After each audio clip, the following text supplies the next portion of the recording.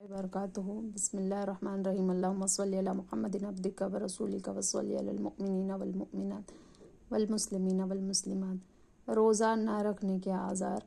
میٹھے اسلامی بھائیوں اور بہنوں، اب ان مجبوریوں کا بیان کیا جاتا ہے جن کے سبب رمضان المبارک میں روزہ نہ رکھنے کی اجازت ہے، مگر یہ یاد رہے کہ مجبوری میں روزہ معاف نہیں ہو جاتا۔ وہ مجبوری ختم ہو جانے پر روزہ قضا رکھنا فرض ہے، البتہ قضا کا گناہ نہیں ہوگا، جیسا کہ بہار شریعت میں اور دریا مختار کے حوالے سے لکھا ہے کہ سفر و حمل اور بچے کو دودھ پلانا اور مرض اور بڑھاپا اور خوف ہلاکت اور اکراہ و نقصان عقل اور جہاد، یہ سب روزہ نہ رکھنے کے عذر ہے۔ ان وجوہ سے اگر روزہ نہ رکھے تو گناہ گار نہیں۔ سفر کی تعریف۔ ان مجبوریوں سے منجملہ یہ بھی ہے کہ کسی اسلامی بھائی یا بہن نے سفر اختیار کیا تو دوران سفر روزہ نہ رکھنے کی اجازت ہے۔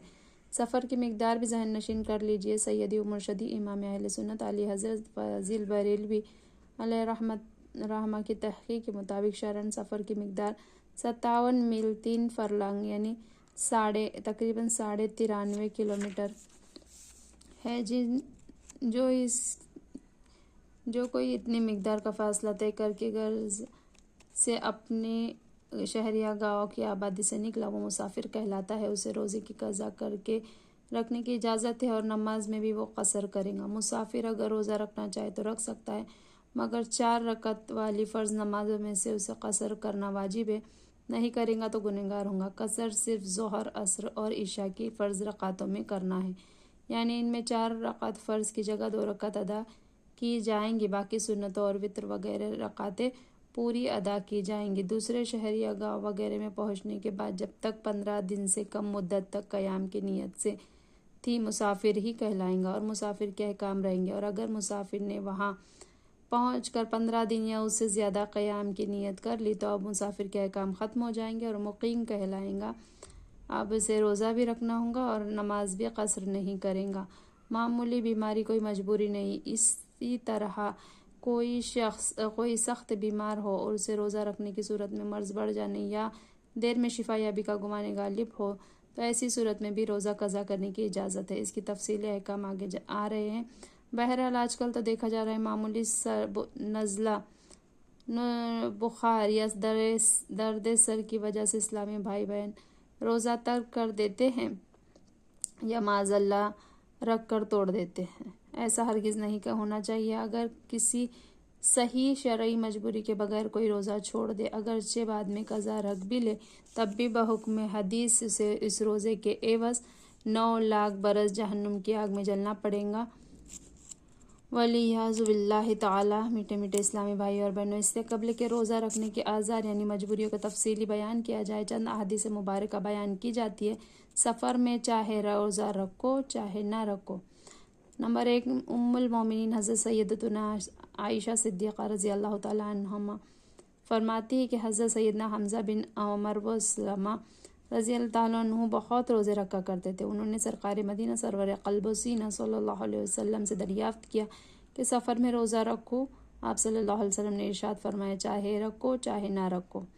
اس حدیث مبارک میں مسافر کو اختیار دیا گیا کہ وہ چاہے تو روزہ رکھ سکتا ہے اور اگر نہ بھی رکھے تو اسے اختیار ہے کہ وہ نہ رکھے، کہ رکھنے کے سبب گناہ گار نہ ہوگا، لیکن یہ یاد رہے کہ سفر کے لیے مقدار وہی ہونی چاہیے جو آگے گزری۔ ذیل کے دونوں احادیث میں بھی مسافر کے لیے رعایت کا ذکر ہے۔ نمبر 2، حضرت سیدنا ابو سعید خدری رضی اللہ تعالیٰ عنہ فرماتے ہیں کہ 16ویں رمضان مبارک کو مکی مدنی آقا صلی اللہ علیہ وسلم کے ساتھ ہم جہاد میں گئے۔ ہم نے بعض نے روزہ رکھا اور بعض نے نہ رکھا، نہ تو روزداروں کو غیر روزداروں پر عیب لگایا اور نہ انہوں نے ان پر۔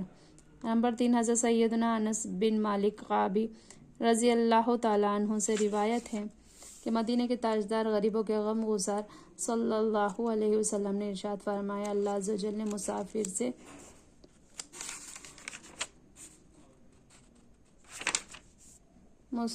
سے آدھی نماز معاف فرما دی، یعنی 4 رکعت والی نماز 2 رکعت پڑھیں گا، اور مسافر اور دودھ پلانے والی حاملہ سے روزہ معاف فرما دیا کہ اجازت ہے اس وقت تک نہ رکھے، بعد میں وہ مقدار پوری کر لیا۔ اب ان وجوہات کی تفصیلات ملاحظہ فرمائیے جن میں روزہ نہ رکھنے کی اجازت ہے، مگر مجبوری ختم ہونے کی صورت میں ہر روزے کے بدلے ایک روزہ قضا رکھنا ہوگا۔ روزہ نہ رکھنے کی اجازت مسافر کو روزہ نہ رکھنے یا نہ رکھنے کا اختیار ہے۔ اگر خود اس مسافر کو اور اس کے ساتھ والے روزہ رکھنے میں ضرر نقصان نہ پہنچے تو روزہ رکھنا سفر میں بہتر ہے، اور اگر دونوں یا ان میں سے کسی ایک ساتھی کو نقصان ہو رہا ہے تو روزہ نہ رکھنا بہتر ہے۔ مسافر نے ذہب قبرا سے پیشتر اقامت کی اور ابھی کچھ کھایا نہیں تھا، روزے کی نیت کر لینا واجب ہے۔ مثلاً آپ کا گھر حیدرآباد سندھ میں ہے اور آپ کراچی سے حیدرآباد کے لیے چلے، صبح 10 بجے پہنچ گئے اور صبح صادق کے بعد راستے میں کچھ کھایا پیا نہ تھا تو اب روزے کی نیت کر لے۔ دن میں اگر سفر کیا اور اس دن کا روزہ چھوڑ دینے کے لیے آج کا سفر عذر نہیں، البتہ اگر دوران سفر توڑ دیں گے تو کفارہ لازم نہ آئے گا مگر گناہ ضرور ہوگا۔ اگر سفر شروع کرنے سے پہلے توڑ دیا پھر سفر کیا تو کفارہ بھی لازم آئے گا۔ اگر دن میں سفر شروع کیا اور دوران سفر روزہ توڑا نہ تھا اور مکان میں کوئی چیز بھول گئے، اسے لینے واپس آئے اور اب اگر مکان پر آ کر روزہ توڑ ڈالا تو کفارہ واجب ہے۔ اگر دوران سفر ہی توڑ دیا تو صرف قضا رکھنا فرض ہوتا، جیسا کہ اوپر گزرا ہے۔ کسی کو روزہ توڑ دینے پر مجبور کیا گیا تو روزہ تو ٹوٹ سکتا ہے مگر صبر کیا تو اجر ملے گا۔ سانپ نے ڈس لیا اور جان خطرے میں پڑ گئی تو روزہ توڑ دے۔ جن لوگوں نے عذروں یعنی مجبوریوں کے سبب روزہ توڑا ان پر فرض ہے کہ ان روزوں کی قضا رکھے، اور ان قضا روزوں میں ترتیب فرض نہیں، لہٰذا اگر ان روزوں کے پہلے نفل روزے رکھے یا نفلی روزے ہو گئے، مگر حکم یہ ہے کہ عذر جانے کے بعد دوسرے رمضان المبارک آنے سے پہلے قضا رکھ لے۔ حدیث پاک میں فرمایا جس پر گزشتہ رمضان المبارک کی قضا باقی ہے اور وہ نہ رکھے اس کے لیے رمضان المبارک کے روزے قبول نہ ہوں گے۔ اگر وقت گزرتا گیا اور قضا روزے نہ رکھے، یہاں کہ دوسرا رمضان شریف آ گیا تو اب قضا روزے رکھنے کی بجائے پہلے اسی رمضان المبارک کے روزے رکھ لے، قضا بعد میں رکھ لے۔ بلکہ اگر غیر مریض و مسافر کی قضا کی نیت کی، جب بھی قضا نہیں بلکہ اسی رمضان کے روزے ہیں۔ حمل والی یا دودھ پلانے والی عورت کو اگر اپنی جان یا بچے کی جان جانے کا صحیح اندیشہ ہے تو اجازت ہے اس وقت روزہ نہ رکھے، خواہ دودھ پلانے والی بچے کی ماں ہو یا دائی، اگرچہ رمضان المبارک میں دودھ پلانے کی نوکری اختیار کی ہو۔ بھوک اور پیاس ایسی ہو کہ ہلاک کا خوف صحیح ہو یا نقصان عقل یا اندیشہ ہو تو روزہ نہ رکھے۔ مریض کو مرض بڑھ جانے میں یا دیر میں اچھا ہونے یا تندرست اور بیمار ہو جانے کا گمان غالب ہو تو اجازت ہے اس دن روزہ نہ رکھے بلکہ قضا کر لے۔ ان صورتوں میں غالب گمان کی قید ہے، محض وہم ناکافی ہے۔ غالب گمان میں 3 صورتیں ہیں۔ پہلی صورت یہ ہے کہ اس کی ظاہر نشانی پائی جاتی ہے، دوسری یہ کہ اس شخص کی ذاتی تجربہ ہے، تیسری یہ کہ کسی مسلمان حاذق یعنی تجربہ کار اور اپنے فن طب میں ماہر طبیب مستور یعنی غیر فاسق نے اس کی خبر دی ہو، اور اگر نہ کوئی علامت ہو، نہ تجربہ، نہ اس قسم کے طبیب نے اسے بتایا بلکہ کسی کافر یا فاسق طبیب کے کہنے سے اختیار کر لیا تو کفارہ لازم آئے گا۔ آج کل کے اکثر اطباء اگر کافر نہیں تو فاسق ضرور ہے، اور نہ صحیح تو حاذق طبیب بھی فی زمانہ نایاب سے ہو رہے ہیں۔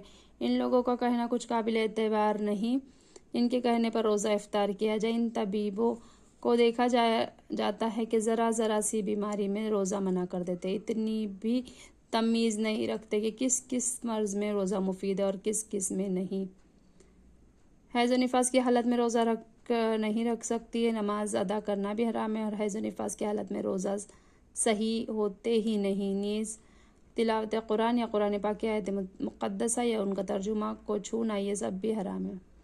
حیض و نفاس والی کے لیے اختیار ہے کہ چھپ کر کھائے یا ظاہراً روزدار کی طرح رہنا اس پر ضروری نہیں، مگر چھپ کر کھانا اولا ہے، خصوصاً حیض والی کے لیے۔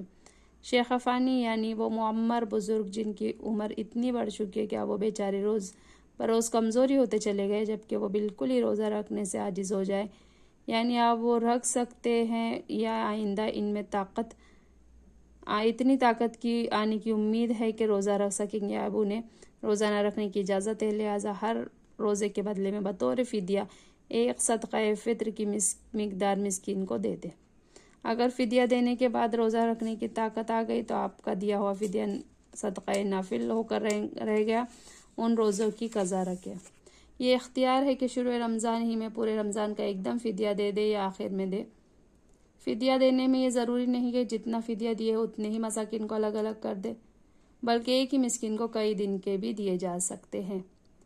نفل روزہ قصداً شروع کرنے والی پر اب پورا کرنا واجب ہو جاتا ہے، یا توڑ دیا تو قضا واجب ہوں گے۔ اگر آپ نے گمان کر کے روزہ رکھا کہ میرے ذمے کوئی روزہ ہے، اب روزہ شروع کرنے کے بعد معلوم ہوا مجھ پر کسی قسم کا کوئی روزہ نہیں ہے، اب اگر فوراً توڑ دیا تو کچھ نہیں، اور یہ معلوم کرنے کے بعد اگر فوراً نہ توڑا تو اب نہیں توڑ سکتے، اگر توڑیں گے تو قضا واجب ہے۔ نفل روزہ قصداً نہیں توڑا بلکہ بلا اختیار ٹوٹ گیا، مثلا دوران روزہ عورت کو حیض آ گیا، جب بھی قضا واجب ہے۔ عیدین یا ایام تشریق 10 یا 13 ذوالحجہ الحرام میں سے کسی بھی دن کا روزہ نفل رکھا، چونکہ ان دنوں میں روزہ رکھنا حرام ہے، لہٰذا اس روزے کا پورا کرنا واجب نہیں، نہ اس کے توڑے پر قضا واجب ہے بلکہ اس کا توڑ دینا ہی واجب ہے۔ اگر ان دونوں میں روزہ رکھنے کی منت مانی تو منت پوری کرنی واجب ہے، مگر ان دونوں میں نہیں بلکہ اور دنوں میں۔ نفل روزہ بلا عذر توڑ دینا ناجائز ہے۔ مہمان کے ساتھ اگر میزبان نہ کھائیں گا تو اسے ناگوار ہوگا، یا مہمان اگر کھانا نہ کھائیں گا تو میزبان کو اذیت ہوں گی، تو نفل روزہ توڑ دینے کے لیے عذر ہے، بشرط یہ بھی بھروسہ ہو کہ اس کی قضا رکھ لیں گا اور ظہر کبریٰ سے پہلے توڑ دے، بعد کو نہیں۔ زوال کے بعد ماں باپ کی ناراضگی کے سبب توڑ سکتا ہے، اس میں عصر سے پہلے تک توڑ سکتا ہے، بعد عصر نہیں۔ عورت بغیر شوہر کی اجازت سے نفل اور منت و قسم کے روزے نہ رکھے اور رکھ لے تو شوہر توڑوا سکتا ہے، مگر توڑیں گی تو قضا واجب ہوں گی، مگر اس کی قضا میں بھی شوہر کی اجازت درکار ہے، یا شوہر اس کے درمیانی جدائی ہو جائے، یعنی طلاق بائن دے دے یا مر جائے۔ اگر روزہ رکھنے میں شوہر کا کچھ حرج نہ ہو، مثلا وہ سفر میں ہے یا بیمار ہے یا احرام میں ہے، تو ان حالتوں میں بغیر اجازت کے قضا رکھ سکتی ہے، بلکہ وہ منع کرے جب بھی رکھ سکتی ہے۔ البتہ ان دنوں میں بھی شوہر کی اجازت کے بغیر نفل روزہ نہیں رکھ سکتی۔ رمضان المبارک اور قضاء رمضان المبارک کے لیے شوہر کی اجازت کی کچھ ضرورت نہیں، بلکہ اس کی ممانعت پر بھی رکھے۔ اگر آپ کسی کے ملازم ہیں اور ان کی مزدوری پر کام کرتے تو اس کی اجازت کے بغیر نفل روزہ نہیں رکھ سکتے، کیونکہ وہ روزے کی وجہ سے کام میں سستی آئیں گی۔ اگر روزہ رکھنے کے باوجود آپ باقاعدگی سے کام کر سکتے ہیں تو اس کے کام میں کسی قسم کی کوتاہی نہیں ہوتی، کام پورا ہو جاتا ہے، تو اب نفل روزہ کی اجازت لینے کی ضرورت نہیں۔ لڑکی کو باپ اور ماں کو بیٹے اور بہن کو بھائی سے اجازت لینے کی کچھ ضرورت نہیں۔ ماں باپ اگر بیٹے کو روزہ نفل سے منع کر دے اس وجہ سے کہ مرض کا اندیشہ ہے تو ماں باپ کی اطاعت کرے۔ سبحان اللہ و بحمدہ، سبحانک اللہم و بحمدک، اشہد ان لا الہ الا انت، نستغفرک و نتوب الیک۔ سبحان ربک رب العزۃ عما یصفون وسلام علی المرسلین والحمد للہ رب العالمین، برحمتک یا ارحم الراحمین۔ جزاک اللہ خیر۔